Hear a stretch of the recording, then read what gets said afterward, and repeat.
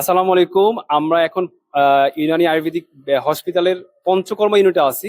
আপনারা দেখতে পাচ্ছেন একটা পেশেন্টকে বসতি দেওয়া হচ্ছে।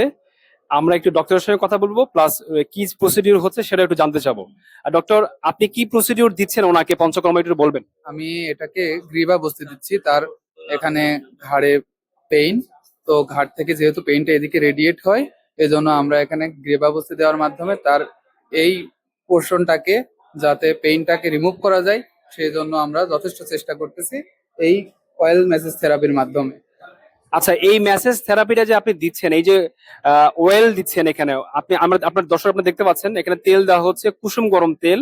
এই তেলটা যে এখানে দিচ্ছেন, তেলটা কি মেডিকেটেড নাকি যে কোনো তেল? না, এটা মেডিকেটেড অয়েল।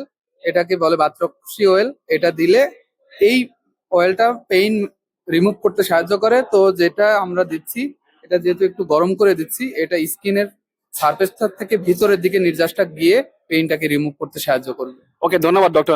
আপনারা শুনতে পাচ্ছিলেন যে এই গ্রীবাবস্তি যেটা বলছে উনি, এটা দিলে পেশেন্টের যে ব্যথাটা আছে, ব্যথাটা রেডিয়েট হচ্ছে সেটা কমবে, পাশাপাশি পেশেন্ট রিলিফ পাবে অনেকটাই।